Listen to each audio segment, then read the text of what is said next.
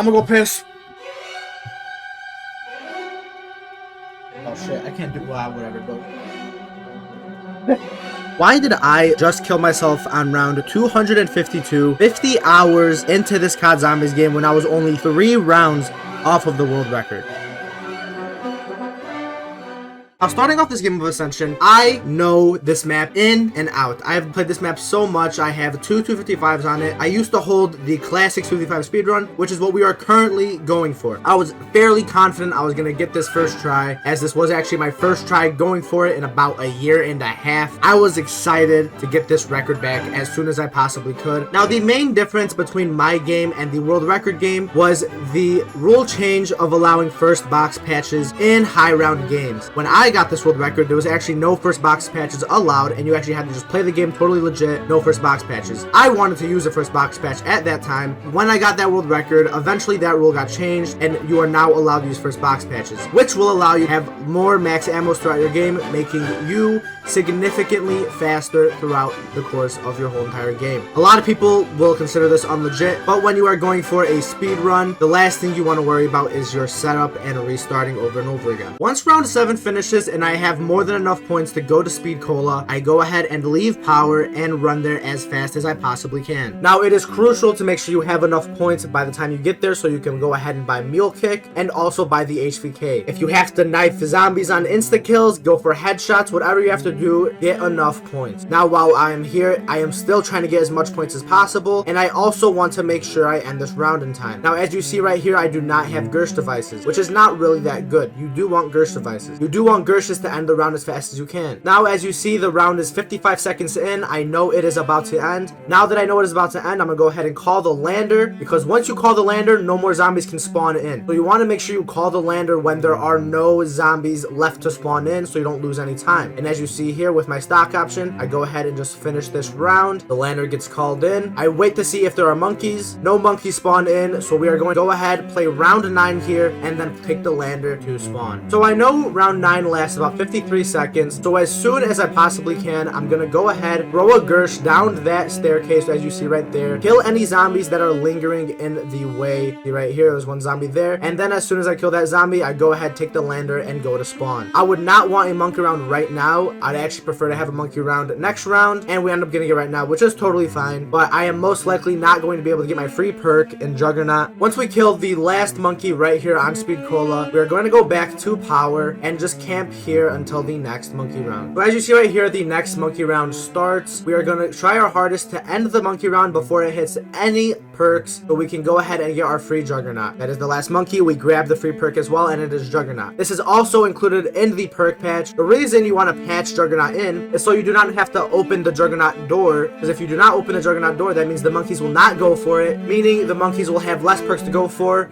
which also makes your monkey round much faster than usual. We land here at spawn on round 16, and we're just gonna finish this round before we go to stamina. Now, once we make it to stamina, we're gonna camp in this area, and similar to the Speed Cola lander, we're gonna call the lander once we know there are no more zombies spawning on the map. I'm gonna go ahead, call the lander, and just finish any zombies that are left on the map. It is crucial to throw Gershes in this strategy, because Gershes are gonna kill zombies that you can't see, and it's also gonna kill zombies at a faster speed. Now we are on round 18, and we have a possible monkey round next round. Just like in Speed Cola, we are going to go ahead and take the lander next round. Now you see, I know the round is about to end, and I also get a nuke drop right there. So I'm going to go ahead and throw a Gersh. Once I know this round is over, I'm going to go ahead and grab that nuke and go straight to the lander and fly on it. I know the round is already going to end, so even though I'm halfway through the air, the round ends. Perfect timing. I'll be able to land here in time. Right here, I need to trade out my ICR and buy the Shiva, because this is the last time I'll be in spawn to buy a Shiva, and we do need a pack-a-punch to Shiva. So we are going to use the Weevil, Thunder Gun, and Shiva up until about round 200, 210. Once we hit that point, we'll go ahead and trade out our Weevil for an RK5. Now, unfortunately, on the monkey round, they did hit a perk machine, which is fine. We can just go ahead and get our double tap later. But for now, we are just going to go ahead, camp in power until we get to our next monkey round. Because I had around 19 monkeys, I am guaranteed around 24 monkeys, allowing me to run all the way down the stairs without even checking if it is going to be monkeys or not. I'm gonna go ahead and finish this monkey round as fast as I possibly can, and once it finishes, you're gonna go ahead and go for Pack-a-Punch. Now, what we need out of Pack-a-Punch is, of course, the Pack-a-Punch Thunder Gun, Pack-a-Punch Shiva, Pack-a-Punch Weevil, but on the Shiva and Weevil, we're going to need turned on the Weevil and dead wire on the Shiva. Now, this is very RNG, as you have a 1 out of 5 chance for dead wire, of course, and a 1 out of 5 chance of Weevil. So the longer it takes for you to obviously get your AATs on your Shiva and Weevil, the longer it's going to take. Of course, we are in a speed run. The speed run might last 52 hours, but every minute counts. And trust me, you'll understand at the end of this game why every minute counts. And this room is still pretty fast. As long as I'm constantly killing zombies, I will not be slowing down. Now, the only thing that's slow about it is, of course, when you hit that end of the round. Once you hit that certain point at the end of the round, that is when it'll get slow. But you see right here, I get an insta kill and a death machine combo. You see a nuke drops on the map as well, so I'll make sure to grab that to end the round as fast as I can. Now, since the round is over, of course, I can just keep hitting. We're gonna keep trying over and over again until we get the dead wire and turn. It's in the middle of round 26. We are still hitting. We finally got turned on our Weevil, and we're just trying to get dead wire on the Shiva. And you see right there, we do get dead wire on the Shiva. So now all we have to do is just end this round as fast as we possibly can, and we'll be out of here and going back to power, where we will actually be camping until about round 100, 105, as long as we possibly can when we don't run out of thunder gun ammo. So the round is about to end, so we go ahead and throw a Gersh. Once this round is over, we're gonna go ahead, jump through this Gersh, RNG, and we go right through power. That could have literally taken me anywhere on the map, but thankfully it took me right to power. Now all we have to do is just camp here, play as fast as we possibly can until we have to leave to spawn. Now about 80 rounds later, we are finally about to run out of ammo in our thunder gun, and once this happens, we like to save 4 shots in the thunder gun, just in case, of course, something happens and we don't get a max ammo until the next monkey round, so we can just have something in our thunder gun. We just throw Gershes, chill here, and then once this Gersh is about to run out, we go ahead, jump through it, and go to spawn. Because it's my first time in spawn in the whole entire game, the lander is still going to be there. So for the next monkey round, we are going to go ahead, of course, call that lander away. Now, part of the perk patch is after round 100, the first monkey round, you actually grab a perk again and grab your stamina. Now, personally, I think this should not be allowed. The world record players do use this, and they grab their stamina up after round 100. I think the whole point of patches is for setups, and I don't think after round 100 is considered setup anymore. It is allowed as on ZWR, so for me to get the world record, I'm gonna, of course, do everything that I possibly can to achieve that, and if I have to grab a free perk after round 100, then so be it.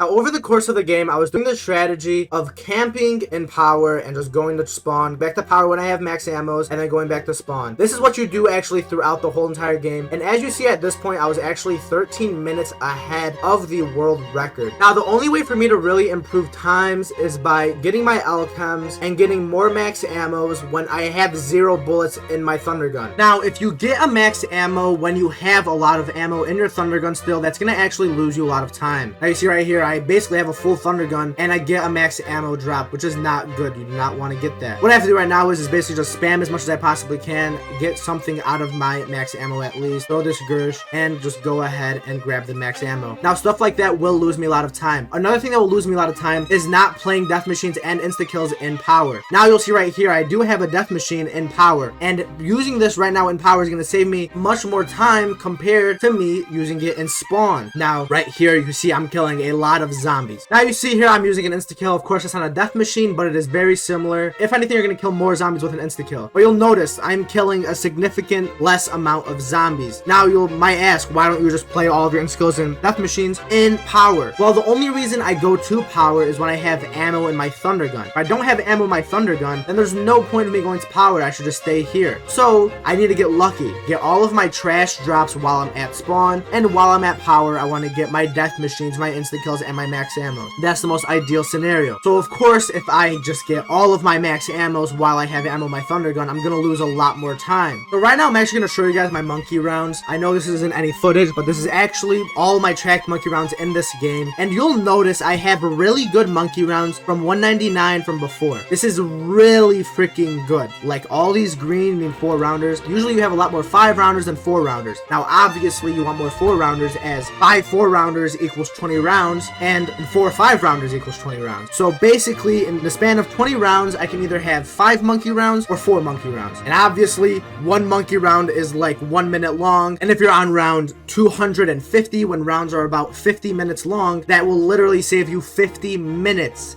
in game time. So of course, having 4-rounders is going to be so much better. And that's why up until 199, I was very happy with my game. I had so many freaking 4-rounders. But then once it hit round 200, I was getting so many 5-rounders. I got 204, 209, 214, 219. That's 4 5-rounders in a row. I got another 4-rounder, but then I got 2 more 5-rounders right after that. I got 1 more 4-rounder, and then I got 242. Now, while I was at 242, that means to beat this world record, I would have had to have got 246, 250, and then 254. Now, I'm not saying it is impossible, but the chances of that happening are very slim, and that might only seem like 13 more rounds, but those 13 rounds were equivalent to me playing round 1 to 160. I definitely didn't want to waste that much time, knowing my game would just be over because I didn't get a simple piece of RNG. That is right there, we end up getting the first piece of RNG out of the 3 monkey rounds. We do get round 246, so I was pretty happy at that time, but at this point, my RNG definitely fell off a lot compared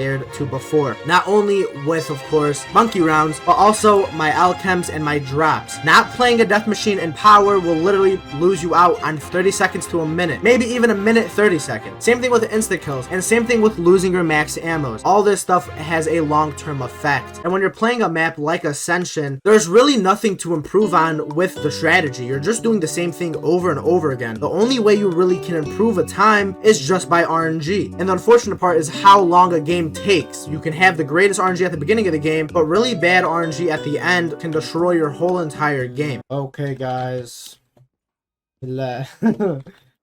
Oh, man.